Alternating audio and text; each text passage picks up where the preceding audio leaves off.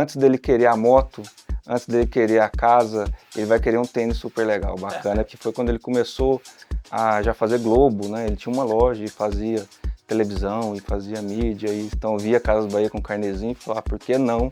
Vou começar a dar crédito também. Eu acho que vendedor é venda por metro quadrado. E vem da nossa raiz essa questão de empatia com o cliente, de olho no olho, putz, eu comprei por conta do vendedor.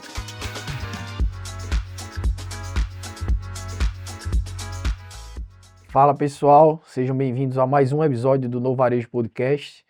Mais uma vez com meu parceiro Thiago Furbino, e dessa vez nós temos a honra de receber o Flávio Rezende, CEO da Flávios Calçados. Ele está aqui comigo, está aqui com o Thiago para a gente bater esse papo incrível. Esse episódio também é patrocinado pela Sempre Odonto, nossa parceira aqui nesse projeto. A Sempre Odonto é nosso principal parceiro de assistência odontológica, atende vários varejistas no mercado e vários clientes que nós temos na RPE. Então é isso. Tiagão, vamos nessa? É isso aí, o Flávio veio de uma cidade que eu conheço bastante, já morei lá, uma cidade muito querida, tenho muitos familiares em Goiás. E Flávio, agora a bola é tua para você contar um pouco da história, dessa história linda da Flávios Calçados. Bom, vamos lá. Primeiro agradecer aí o convite para o podcast. Para mim, a gente é uma honra da Flávios também, contar um pouco da história. Admiro muito a empresa de vocês, aí, desde Conductor, a gente vem acompanhando. E quem sabe a gente vira um cliente, É né? isso, é isso. Nós Vamos trabalhar para estamos isso. trabalhando para isso. Mas a Flávios, começando, hoje tem 47 anos, né? Então foi fundada pelo meu pai, seu Florencio, na cidade de Goiânia também. E começou como muitas empresas aí do varejo começaram, numa banquinha de 12 por 12, né? Ele tinha uma banca de calçados no mercado da Vila Nova, que a gente tem loja até hoje, tem uma loja lá, que é a primeira loja. E tem uma história interessante que é a questão do nome, né? Que eu sou Flávio, da Flávios, mas ela começou como Silvia Calçados, que era minha prima. Então nasceu a primeira menina da família como Silvia Calçados, era essa banquinha. Depois ele montou uma loja para fora do mercado, chamou Fernanda Calçados, que é minha irmã mais velha, e fala que era falta de marketing, né? Não tinha marketing, foi botando nome de filho nas coisas. E aí depois montou a Flávios Calçados, que era ali na Vila Nova, do lado do mercado também, e com Flávios Calçados, e aí a coisa foi, ele fala que foi quando ele começou a já fazer Globo, né? Ele tinha uma loja e fazia televisão e fazia mídia, e isso que fez um grande crescimento aí. Uma coisa também histórica aí é que ele fala, né, que o começo do crediarião nosso lá de trás, que é uma coisa, desde o começo ele copiou a Casas Bahia, então eu via Casas Bahia com carnezinho e falou, por que não? Vou começar a dar crédito também com a hiperinflação, com planos Besser, plano Collor, plano de tudo. Eu falo, cara, como é que você fez isso, pai? E ele fala que não sabe. Até hoje ele não sabe como, não sei, mas fiz. Seu pai já ia no concorrente lá atrás para fazer benchmark, né? Já. Esperto ele. Mas sempre É. foi. E aí começou. E aí eu lembro, a gente foi criado nessa loja ali na Praça Boa Ventura, na Vila Nova. Então eu lembro, deu no balcão um monte de fichinha de crédito, né, que era feita à mão. Então a gente foi criado ali desde pequeno e a Flávios foi crescendo junto com esse crédito. Desde o começo, propaganda, bons produtos. Ele, acho que tem um mérito do nosso presidente aí de ser um cara. Tinha uma loja, já fazia Globo, tinha 2, 3 lojas, já ia para HSM, eu vi Peter Drucker, Rancharan, e levava o filho de 16, 17 anos junto, então ele sempre falava muito sobre RH, sobre gente, então queria ter um RH estratégico, né? E isso até hoje é uma das fortalezas nossas, assim, essa gestão de equipe, gestão de time, não se cansa de falar de gente. E a gente vê o tanto que gente performa, né? Gente é o que mexe no nosso negócio. Então, foi com isso a gente foi crescendo, né? Foi uma loja, sempre foi crescendo com Goiânia, eu falo assim, né? Vila Nova era um centro comercial, depois fomos para outro centro comercial, que é a loja de Campinas, até hoje está lá, é um marco, uma loja grande. Depois compramos uma sede no centro de Goiânia, e aí foi quando começou os shoppings, né? Eu lembro que foi na época que eu entrei para o negócio também, a gente foi evoluindo para shoppings e foi qualificando a marca, né? Foi bem importante esse caminho para os shoppings. Hoje, 60% das lojas são em shopping, 50% são rua. E, e aí sempre com esse conceito de bom atendimento, de venda assistida, de olho no olho e vendedor satisfeito com empatia ao cliente que vai fazer a diferença. Então, acho que esse atendimento, esse crédito empático, sem querer forçar demais também, foi fazendo a Flavos crescer e foi ganhando isso, né? A frente de marketing dão muitos frutos até hoje. Há 26 anos, a gente é top of mind como loja de calçados em Goiás, né? Então, quando você fala loja de calçados, ali pro goiano, ele vai falar Flavos Calçados. Então é uma questão que a gente sempre se orgulha muito, é uma das métricas assim que a gente tem de desempenho, é esse share of mind, é chegar na praça e conseguir ter presença de marca, né? Então ter densidade e ter presença de marca. E isso foi feito em Goiânia, a nossa tese ali de conseguir ter boas lojas de centros comerciais, boas lojas de bairro, que é onde está a comunidade, e as lojas de shopping performando bem. Então, quando foi Goiânia, a gente conseguiu consolidar isso, fomos evoluindo aí para as praças. O primeiro objetivo é cidades de 100 mil habitantes em Goiás, fomos conquistando Rio Verde, Anápolis, que já teve lá muito, e outras cidades de Goiás.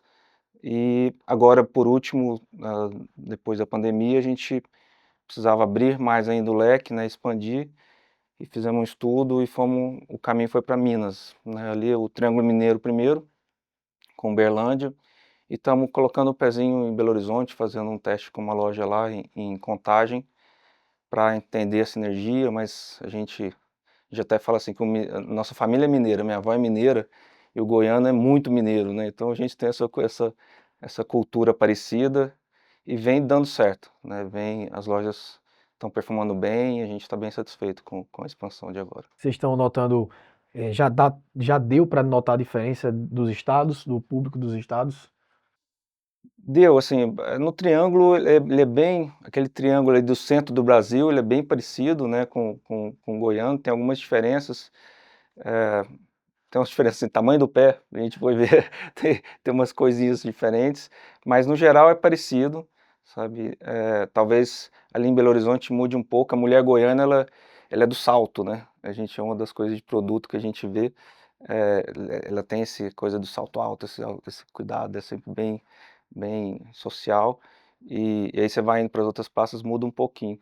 Mas a gente está se ajustando a isso. Na parte de crédito, de comunicação, é isso, a gente coloca uma loja, testa, vê como que ela está indo, como que é a percepção da clientela, fizemos pesquisa antes, vimos que faz sentido uma loja família, onde a mulher consegue resolver ali a questão da compra da família, né? O público masculino de Goiânia também é muito forte, né? Porque ele é extremamente modal, assim, ele segue moda, então é bem interessante. A gente fala muito de ser uma sapataria qualificada, né? A gente consegue vender tickets acima da média nacional, né? E então, para o homem, a gente sente muito isso, que a moda, a gente sempre viajou para fora e buscando moda, então a gente consegue trazer as melhores marcas para a sapataria e temos um residual, não um resquício, um histórico de esporte muito forte.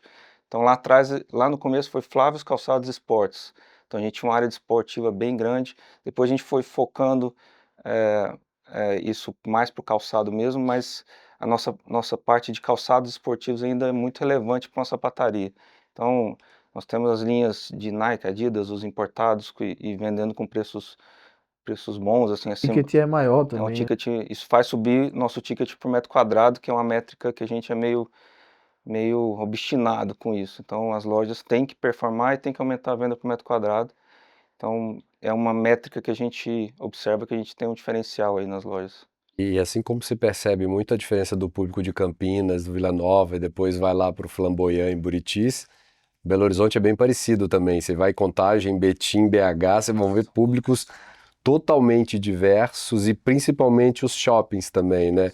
Os grupos de mercadoria, de acordo com o shopping que você estiver em São Paulo ou em Belo Horizonte em si, é totalmente diferente.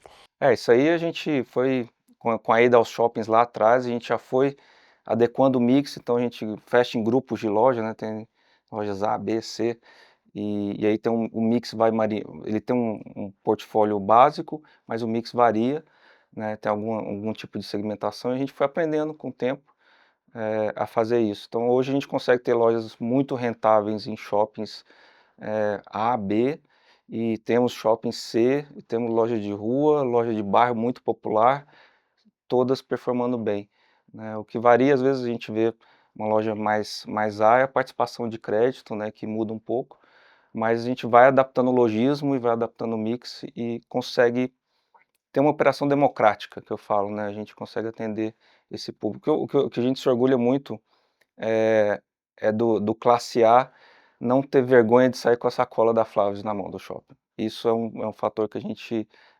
conseguiu, a gente consegue ver isso nas nossas praças, então a gente trabalha com essa comunicação um pouquinho mais acima B para ser o aspiracional do C mesmo, é intencional. Não é à toa que vocês estão top of mind de Goiás, né? Então, O de Goiás a gente já tá, estamos trabalhando para Minas, né. Em Uberlândia a gente já ganhou uns prêmiozinhos lá de loja, revelação, e vamos trabalhar forte, porque a gente precisa estar na cabeça do pessoal, então a lembrança de marca pra gente é super importante. Vocês no planejamento estratégico tá muito mais voltado em marcar mais território no Triângulo Mineiro ou vocês vão chegar em São Paulo em algum momento? Não, São Paulo no planejamento estratégico, ainda não é o caminho, nós estamos bem mais no Triângulo e em Minas, Belo Horizonte, acho que tem um caminho grande ali, a gente vê uma boa, expansão ali ainda para muitas lojas, então vai levar uns aninhos para a gente conseguir fazer isso, até porque a gente vamos um passo de cada vez e nunca fez uma expansão tão grande, vamos no nosso time, conquistando aos poucos, deixando a loja evoluir, eh, e aí para isso a gente tem trabalho para alguns anos. e Flávio, qual que é o modelo de operação hoje da Flaves? É o modelo de autoatendimento ou é o modelo de atendimento assistido? Atendimento assistido, essa é uma questão que a gente já discutiu bastante sobre autoatendimento, e eu pessoalmente acredito muito no vendedor. Eu acho que vendedor é venda por metro quadrado. E vem da nossa raiz essa questão de empatia com o cliente, de olho no olho, de putz, eu comprei por conta do vendedor, porque ele me deu um bom dia, porque ele se esforçou por mim. Então eu vejo isso como um diferencial ainda. Eu acho que para conseguir consolidar uma praça, estar em bairro, estar em centros comerciais e numa praça consolidada, você precisa ter mais loja com metragem não tão grande, né, quanto as de autoatendimento. Então, para conseguir essa consolidação, a gente precisa do autoatendimento e aí é o desafio de ter a melhor equipe de vendas do Brasil. Eu já acho que a minha equipe é muito boa, acho que é uma das melhores do Brasil, porque eu quero deixar eles felizes, eu quero deixar eles satisfeitos, e eu falo assim, se não tiver bem, não vai para a loja, cara, não precisa, você não é obrigado a ficar aqui, né, eu quero que você esteja bem, porque essa energia vai passar, né, então a gente acredita muito nisso. Todo dia tem um ponto de venda que a gente chama, que é um grito de guerra, então, isso aí foi feito lá de trás, é uma cultura nossa, é uma oração, um grito de guerra para compor esse time de loja e deixar a energia equilibrada para um dia de trabalho, super produtivo. Ah, que legal. E a gente tem tocado muito no tema, né? Eu acho que tá uma hype muito grande, né? Um burburinho no Congresso, né? De alteração da escala de trabalho, de 6x1 para 5x2, 4x3, esquece, é inviável para o Brasil. E a gente tem falado muito que a escala 5x2 seria interessante desde que o governo também ajudasse com alguma contrapartida, né? Mexer, alterando alguns impostos, porque de fato, porque a empresa vai ter que contratar mais, então a gente precisa ficar pensando nisso. E um outro ponto que eu queria aproveitar é, geralmente, você falou já de engajamento do time de loja, que hoje é uma das preocupações que a gente tem aqui na região sul, sudeste e centro-oeste, que é dificuldade de contratar colaboradores para o varejo, por causa da escala e por causa de outras coisas, e também desse engajamento, né?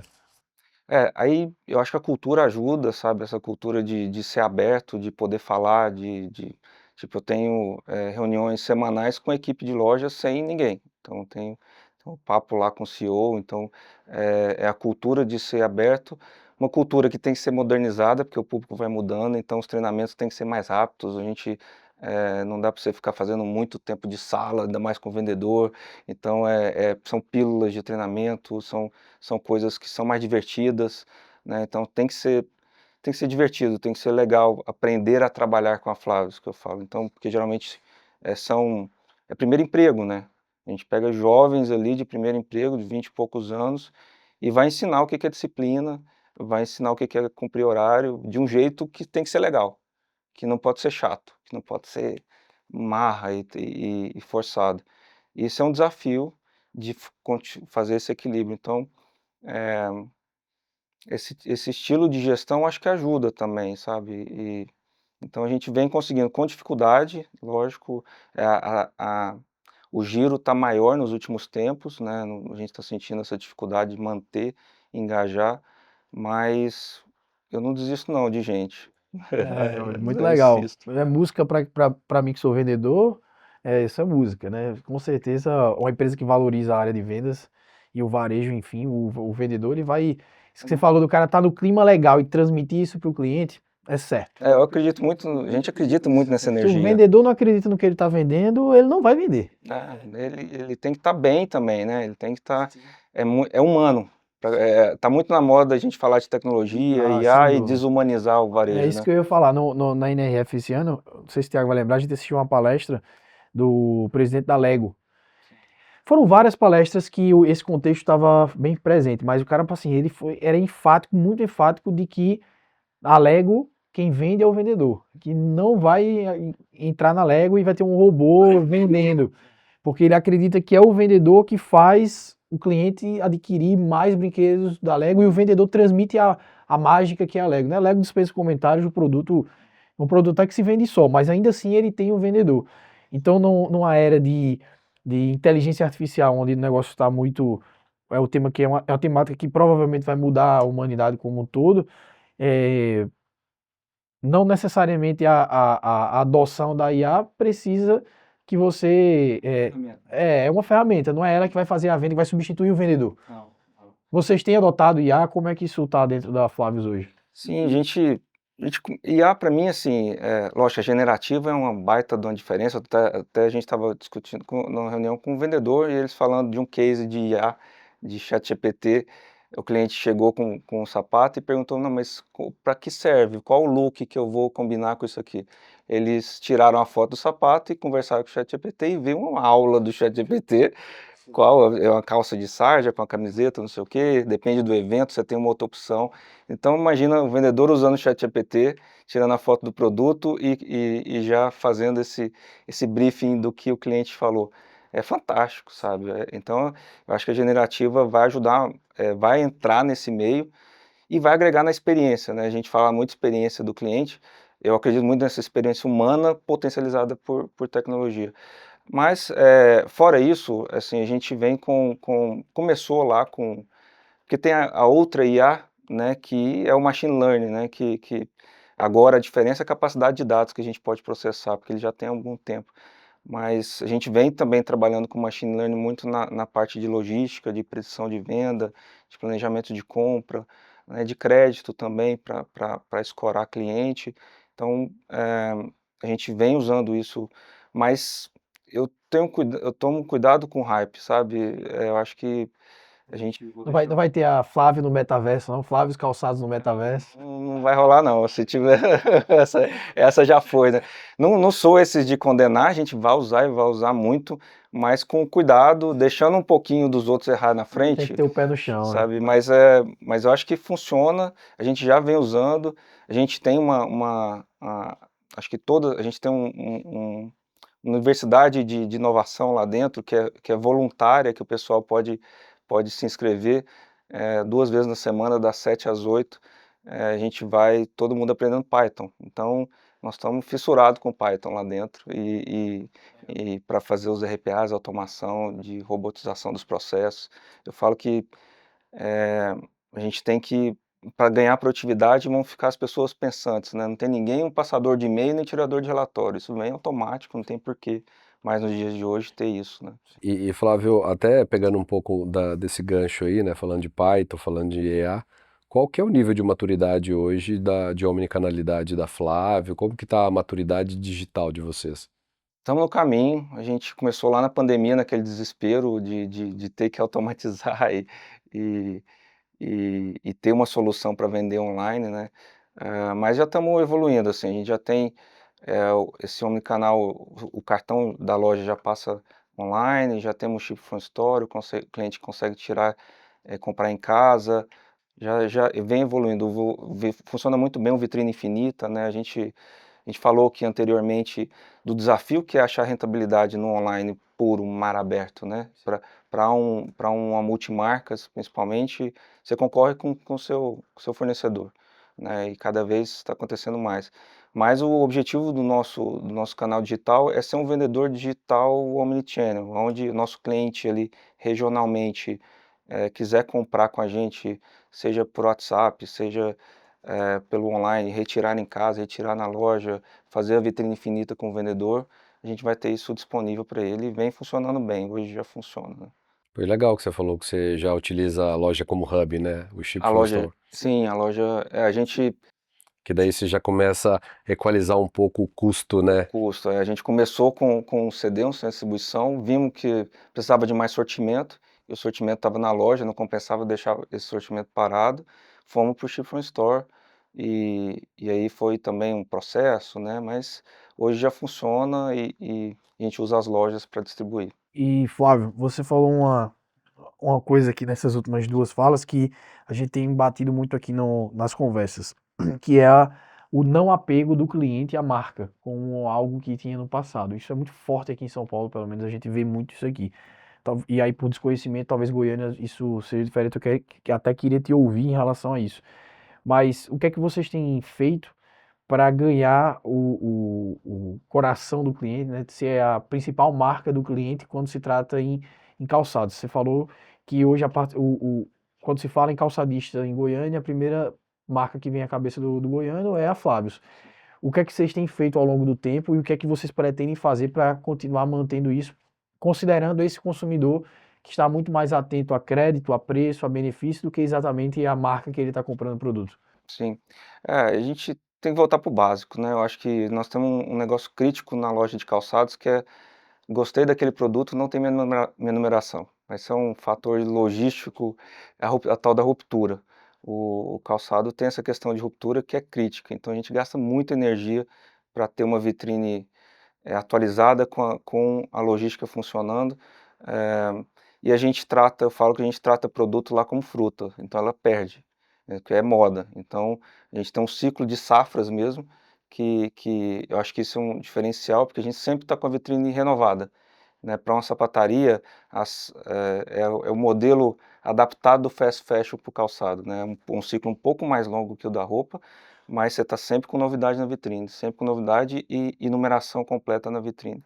Isso faz diferença, né, e a questão de estar consolidado numa praça, você consegue transitar produtos e fechar a grade, que a gente fala da numeração, entre uma loja e outra, e isso permite com que o produto você contenha mais ruptura. Então, assim, fora isso, o produto financeiro hoje é um baita de um fidelizador, é um ativo de relacionamento muito grande. Para a gente, desde o começo, né, eu falei que veio lá de trás do crediário, já era um ativo de relacionamento. Então, eh, isso a gente continua, trabalhando cada vez mais forte em, trazer benefícios para o nosso cliente através do cartão e do produto financeiro também. E uma curiosidade que eu tenho também, em relação a Flávios, vocês falaram tanto de marcas esportivas e como que vocês operam muito bem esse tipo de produto, e agora a gente acabou de entrar num tema de omnicanalidade, de ruptura, e o grande diferencial hoje de você ir para o mar aberto é você ter na sua própria marca própria, né? Fala um pouquinho das marcas da Flávio. Eu acho que assim, a gente no grupo, por grupos, né, se for olhar no feminino, no infantil, no masculino, as marcas próprias são já hoje a número um, número dois de venda, e eu acho que na parte esportiva já tem o peso das marcas, que aí o cliente realmente vem atrás da marca ali internacional e tudo. Então a gente faz um trabalho de desenvolvimento e de marketing muito voltado para ter essa diferenciação de vitrine também, né, e conseguir capturar esse cliente. Legal. E Flávio, uma pergunta mais no cenário macroeconômico, que não está faltando tema para falar sobre isso, mas considerando que a nossa conversa provavelmente ela vai no ar no 2026, então quem está assistindo vai assistir isso em 2026, qual a expectativa que vocês têm para 2026, considerando toda essa animação, essa conjuntura política e econômica que a gente tem para esse ano? Animação, você está sendo bem, bem Eu tenho que ser, bem não sarcástico. posso, mais do que tem que ser animação, né? Tomara que a hora que saia o podcast a gente esteja outra realidade, Animado, viu? né? Porque esse ano foi um ano lateral, né? A gente vem lutando bastante. Não sei, é um ano político, né? Que pode ser que nós tenhamos aí ações do governo para liberar receita para a classe C, e eu acho que isso pode ser que potencialize sim, mas é preocupante. De qualquer forma, o nível de endividamento e negativação que a gente está vendo assim ali dentro de casa, eu nunca tinha visto uma queda de aprovação tão rápida, de um ano para o outro, assim, coisa de 10 pontos, né? A gente aprovava 40% das solicitações de crédito, caiu para 30% de um jeito muito rápido. Então isso dá uma alerta, uma assustada, porque tem muita gente negativada. E o que a gente vai fazer com esse cliente, com esse público todo que está negativado? Ainda não vi nenhuma ação, né? Talvez venha aí com a campanha política aconteça alguma coisa nova, mas não é um cenário positivo, não. Acho que vai ser um ano de bastante cuidado, assim. Bastante atenção, né?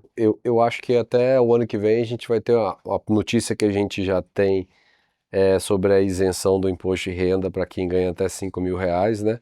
Isso deve jogar aí no Brasil 2 dezenas de bilhões de reais. É claro que o foco principal do Flávio é pegar essa fatia de Goiás e a fatia ali das regiões onde vocês operam em Minas Gerais, né? E eu acho que esse pode ser um diferencial interessante, né? Eu acho que sim, vai dar uma impulsionada, precisa dar essa impulsionada. Por outro lado, como fica com a taxa de juros com essa condição? Não sei como que eles vão ter que achar receita de outro lado, né? Então aí vem outros projetos para tirar receita. Então, o pior é não saber o que vai acontecer. A imprevisibilidade é terrível, sabe, para qualquer empresário. Então, acho que, por mais que a gente fique otimista, não, vai vir receita, vamos liberar eh, mais receita para esse público classe C abaixo de 5.000 de renda, mas por outro tem uma conjuntura global, nacional que a gente está inserido. Então, você tira com a mão, dá com a mão e tira com a outra. A máxima do almoço grátis não existe, Não né? existe. Ele tem que recuperar essa isenção de algum lugar, né? A gente precisa entender qual que vai ser a estratégia. Mas também não dá, assim, vamos pegar o que tem de bom, vamos aproveitar ao máximo, né, e se preparar para o que vier, É isso. né, Fazer a não dá limonada, né? fazer a Sempre isso. limonada E também. daí por isso que a gente entra na parte que você gosta, né, Pedro? Falar em de limão, fazer uma limonada, a gente já pensa já na área de soluções financeiras. Essa outra parte aqui do podcast, que a gente fala sobre a parte de serviços financeiros, né?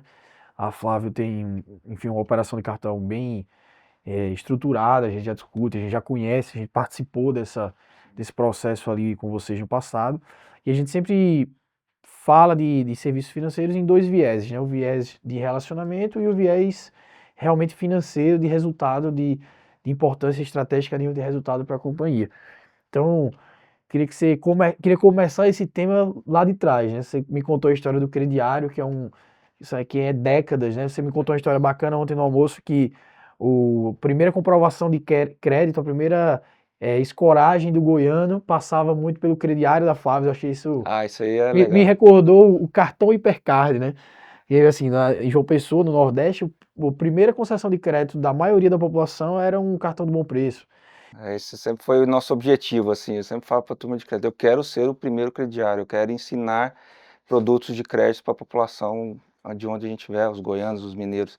Então, aquele jovem, antes dele querer a moto, antes dele querer a casa, ele vai querer um tênis super legal, bacana, para ele ir para balada, para ele sair bem na fita, sabe? Então, é nesse momento que a Flávia tem que entrar e ele, às vezes esse jovem, ele nem acredita que ele pode ter crédito. A gente vê muito isso na loja. Fala, nossa, mas como assim? Eu acabei de ter um emprego na carteira assinada, nem eu estou bem firme assim na empresa, não sei se eu vou ficar, não sei se eu vou sair, e o pessoal já está me dando crédito.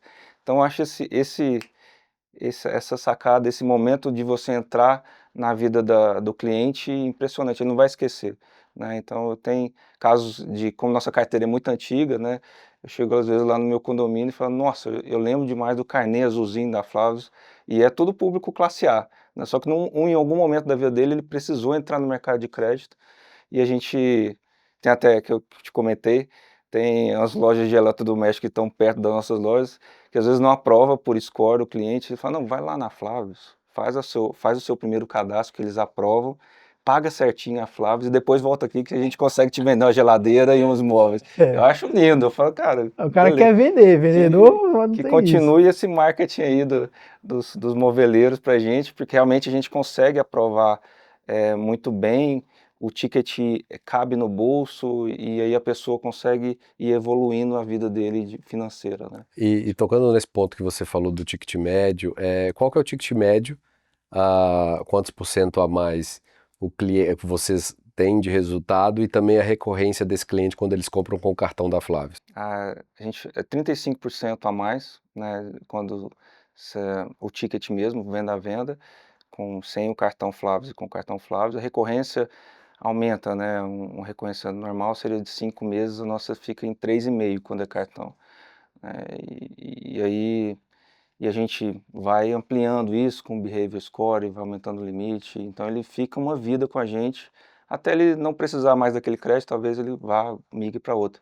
Mas a ideia é trazer ele lá aos 20 e poucos anos para dentro do mundo de crédito, ensina ele que ao pagar certinho, ele vai sempre ter mais crédito, vai conseguir ganhar volume, daqui a pouco ele vai ter essa escoragem no mercado vinda do calçado, pode ir para moto, pode ir para o móvel, pode ir para casa, e vai ser um prazer a gente fazer isso por ele, sabe? Essa entrada de crédito, no mundo de crédito. Muito legal.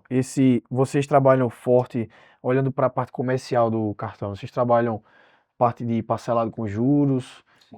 Quantos por cento vocês conseguem vender com juros hoje? E como é que é a forma, né, que vocês vendem? Porque também o vender os juros tem o impacto para o cliente, mas existe uma necessidade de ter aqueles juros no parcelamento também, né? A gente vê muito mais como benefício do que enfiar e receita. Aliás, é dos pontos nossos que a gente tem esse cuidado. Às vezes fica a sensação que está deixando dinheiro na mesa, sabe? Porque a gente não força esse produto financeiro tão forte igual outras empresas. Ela é feito muito organicamente pelo nosso time de vendas. Então, no meio da venda ali, é que ele vai colocando esse produto financeiro e vai entendendo a necessidade do cliente. Então, não é aquela questão daquela loja que você entra e já tem um promotor, aqui, cartão, cartão, cartão, cartão. Então, acho que isso também deixa um clima mais orgânico para esse produto financeiro, mas lógico que a gente tem produtos à venda com juros, que tem uma participação que não é grande, tem cerca de 5 a 6% da venda, mas mais como um benefício é o rapaz novo ali que quer o tênis Nike, quer o tênis Adidas de 1.000 e poucos reais, e a gente vai dar viabilidade para isso. É a mãe que quer calçar a família inteira e precisa calçar a família inteira, e a gente vai viabilizar isso. Então é muito mais nesse sentido. E aí tem seguros, seguro bolsa, que é uma questão pensando nas mulheres também, seguro casa, residencial e alguns outros produtos que a gente vai colocando aos poucos. E quando a gente fala de produtos, né, e a gente também entra num ponto comum, quanto maior a minha participação, maior a minha possibilidade de vender esses produtos financeiros, né? Hoje, qual que é a participação do cartão da Flavius dentro da venda total? Hoje, 45%. A gente tem uma história interessante que quando era o crediário, a gente estava em 35% antes da pandemia, e esse 35% estava envelhecendo. A gente via a carteira e os jovens estavam saindo, então era uma angústia nossa muito grande de ter que virar o negócio e ter que tracionar para o jovem. E com a migração que foi bem dentro da pandemia para um outro produto que é esse cartão, só que um cartão todo por aplicativo, já faz a abertura do crédito por biometria, na loja você compra por biometria, sai sem nada. Até uma das questões na implantação do produto é que você sai totalmente digital, né? Você sai sem nada e recebe a sua fatura por Pix no WhatsApp. Então a gente tirou completamente o atrito do cartão. Então isso fez expandir muito rapidamente, a gente saiu de 35% para 45%. E vou te falar que a gente está segurando, assim, que poderia, a minha sensação aí com a minha turma de crédito, Cara, a gente sabe que dá para ser mais, estamos numa estruturação de funding para poder fazer essa expansão, porque tem mais mercado ainda. A Flavius tem uma história engraçada aí, que eu vou pedir para ele contar pra gente, né? A Flavius Calçados, se não foi a primeira, mas talvez foi uma das primeiras empresas a usar a jornada 100% digital e pagamento por biometria facial, Foi. não é isso? A gente estava 2019 ali, antes da pandemia, fazendo todo o orquestramento, entendendo o software, o que seria, e eu era muito incomodado com a jornada do crediário. Eu achava assim, pô, a pessoa tem que sentar na frente de um crediarista ali, dar o nome, perguntar a vida, e você via que ele estava assim, tenso com aquela situação, então eu achava um atrito horroroso, sempre achei muito terrível a abertura de crédito. Então eu queria um negócio rápido, então cheguei para o time e falei, cara, eu não venho com essa, eu já sei que tem Nubank, tem todo mundo fazendo isso de forma digital, por que que a gente não vai fazer também? E fiquei instigando muito forte até acharem uma solução para mim, né? Então a gente virou isso e conseguiu sair para um aplicativo, né, que a pessoa recebe tudo digitalmente, totalmente digital, e com biometria facial, né? E, e, e foi um perrengue para aprovar isso lá no meu conselho. A gente tem uma governança, né? Tem um fundador. Então, como que a senhorinha da Vila Nova vai sair da loja sem nenhum papel na mão? Né? Como que ele vai saber o dia de pagar a prestação? Isso é muito estranho, como é que pode? Eu falei, não, a senhorinha, ela vai na feira sem a carteira dela, ainda vai conseguir comprar sem o documento, sem nada. E aí veio a pandemia, né? Eu acho que foi uma sorte também, veio a pandemia, que aí tudo que era sem contato era muito legal, e eu acho que a geração mais velha foi obrigada a se digitalizar naquele momento também, porque senão o que que faz, né? Então todo mundo foi se digitalizando, e a gente tomou uma decisão no momento assim, de realmente vamos virar de uma vez ali no meio da pandemia. Viramos de uma vez, treinamos muito bem a equipe para explicar para o cliente, eh, ativação de relacionamento também, de conversa com o cliente, né, ó, sua prestação está para vencer aí daqui 10 dias, daqui 5 dias. Então a gente fez um acompanhamento para ele aprender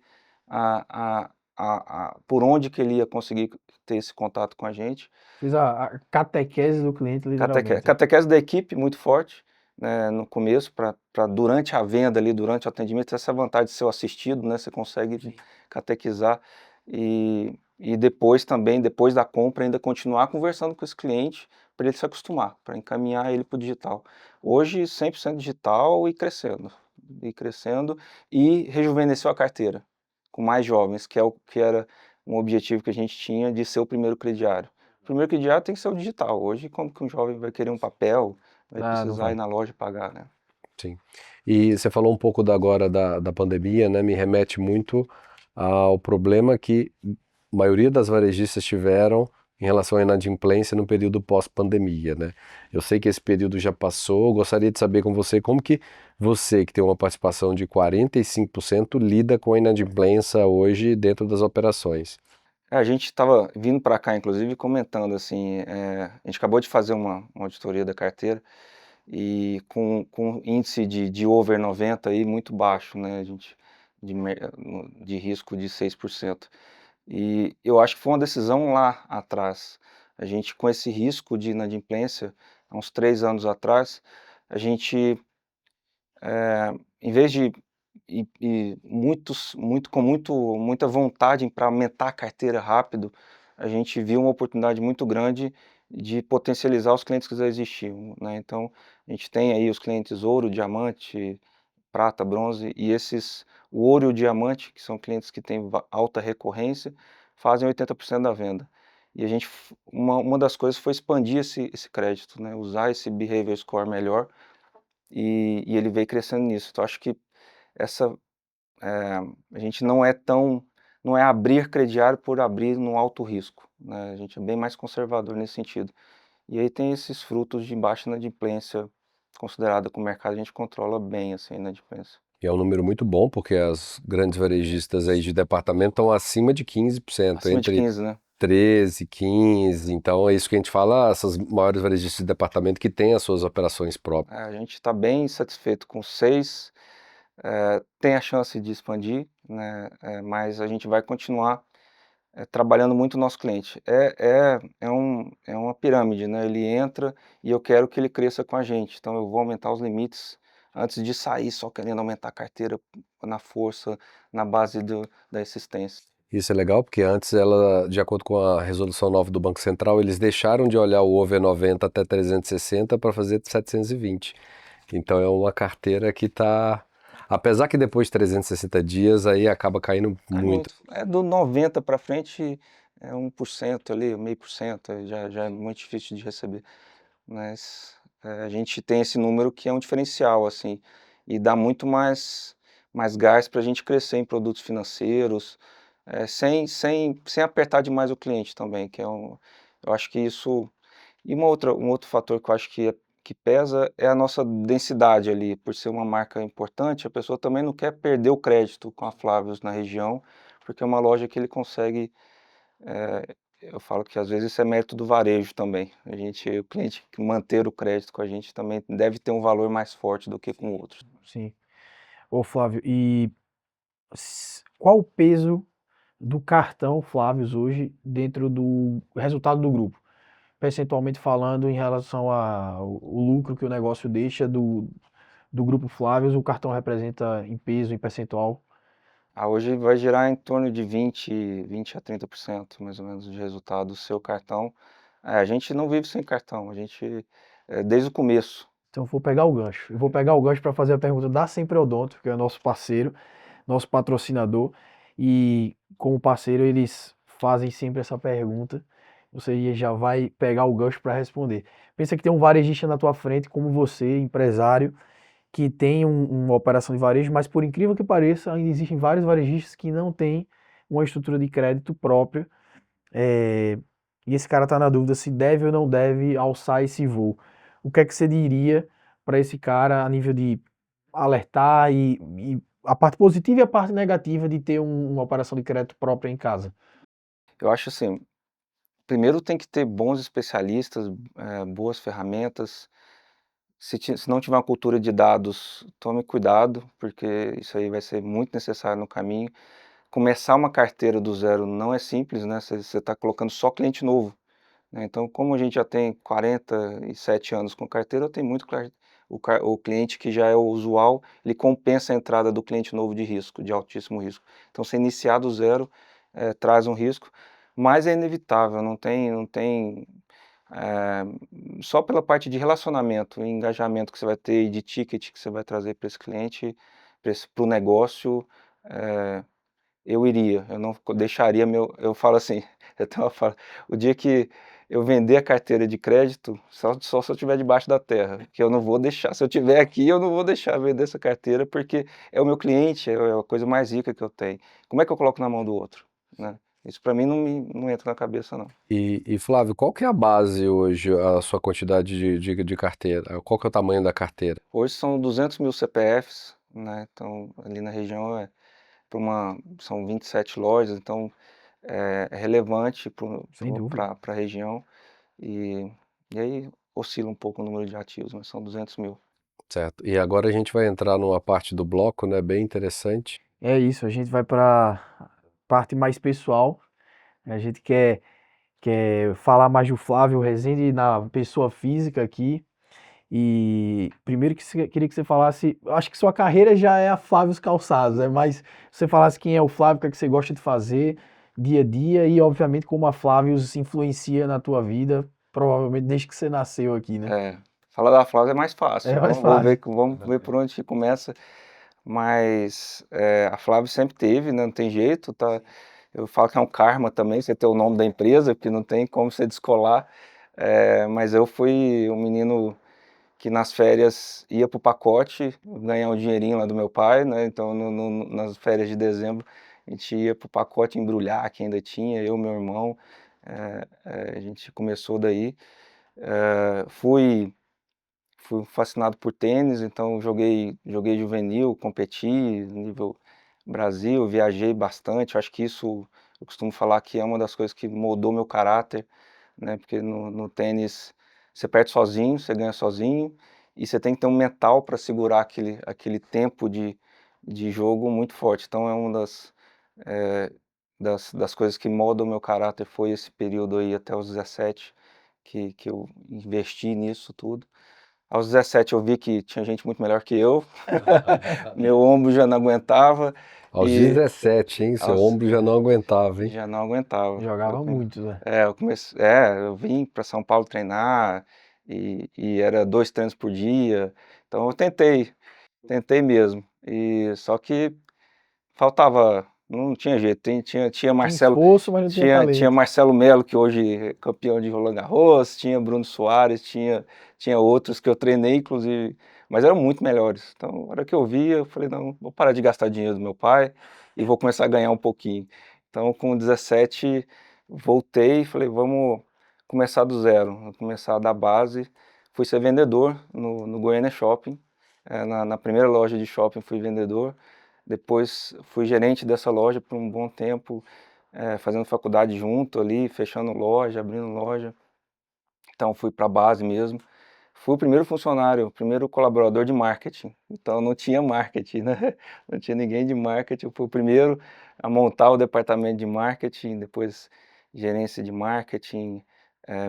Na época tinha um outro irmão que ficava na parte de compras, e eu sempre fui mais nessa parte comercial, né? Depois fui para uma gestão, diretoria operacional, que cuidava de todas as lojas.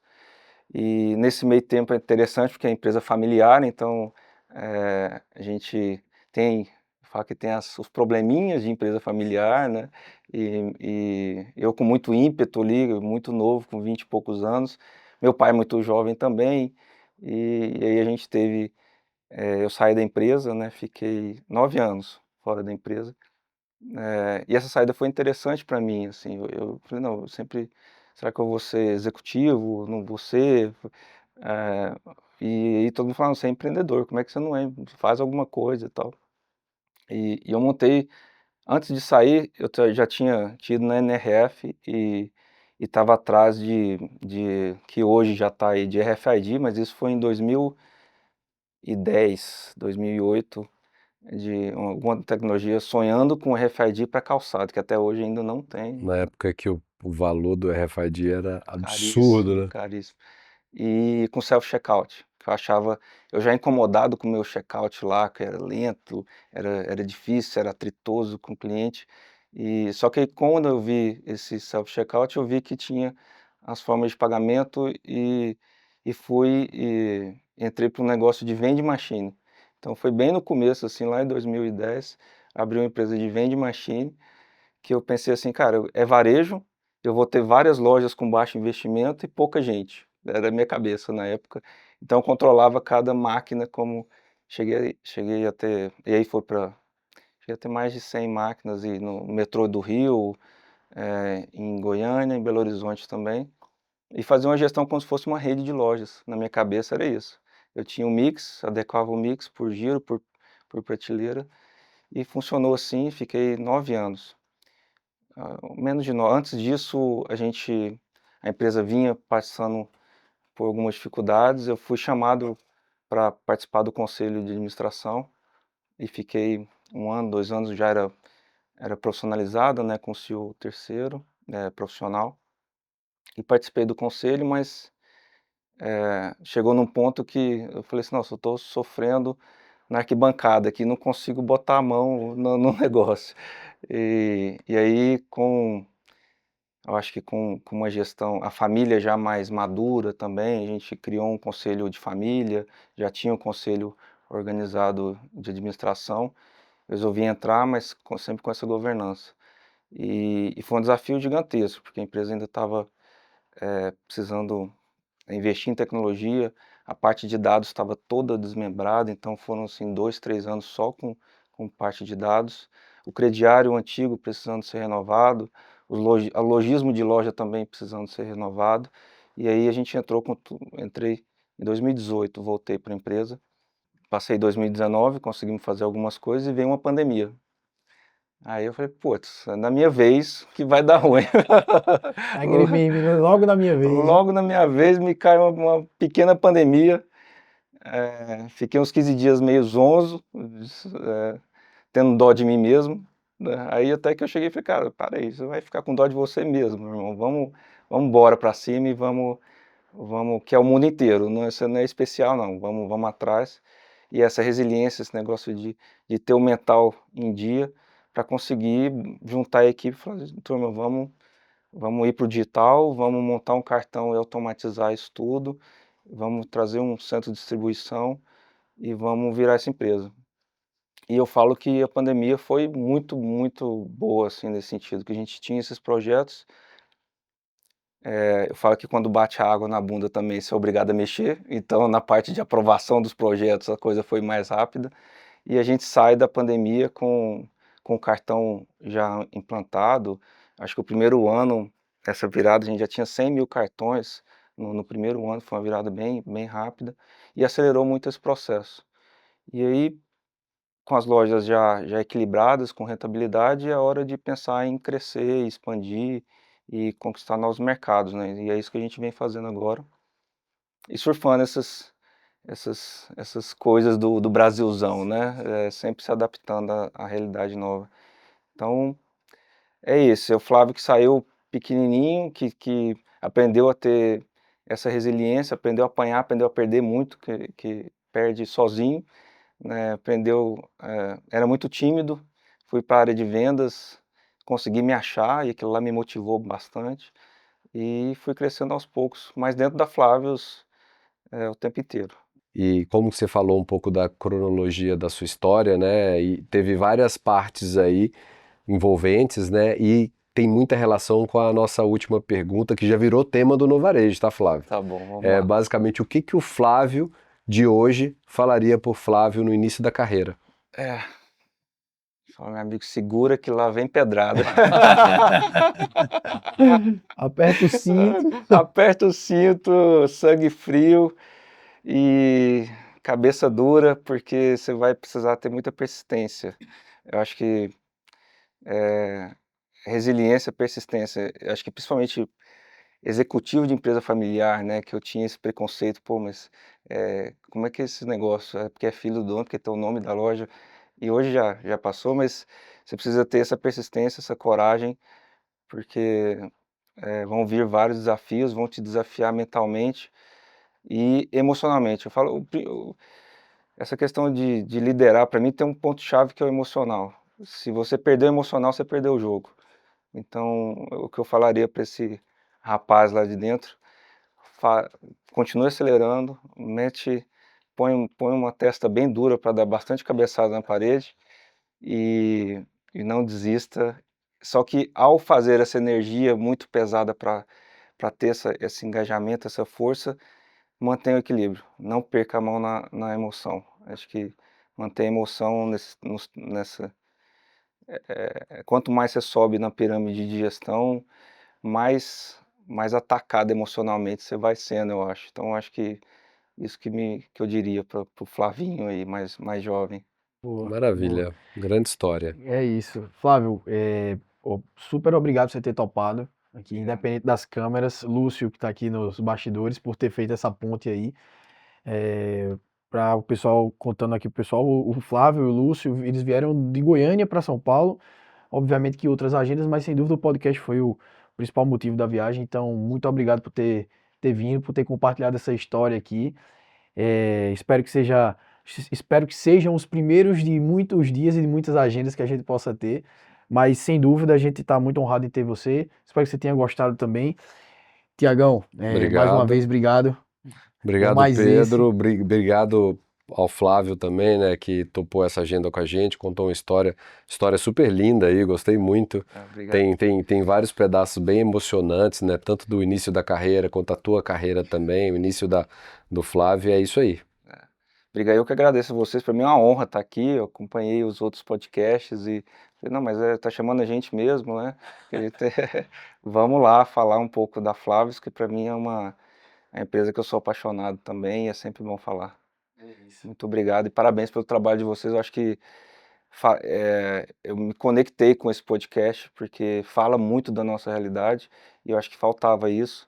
Então vocês falam de um jeito muito aberto aqui, eu vou continuar assistindo, escutando sempre Boa. que tiver. Muito os obrigado. próximos É isso aí, episódios. é Muito isso aí. obrigado. E depois espalhe lá em Goiânia, em Minas, ou sobre o podcast do Flávio. Ixi, vamos fazer. Do Isso Flávio aí, da Flávio. isso aí a gente é bom, vou espalhar para tudo quanto é lado lá. É isso aí. Então, pessoal, espero que vocês tenham gostado de mais um capítulo aqui do Novo Varejo Podcast. E é isso. Vamos para os próximos. Novamente, obrigado. E é isso. E se inscreve no canal, ativa o sininho, que tem sempre novidade vindo aí. Eu acho que vocês vão gostar bastante. É isso aí. Valeu. Muito obrigado. Tchau, tchau. Tchau, tchau.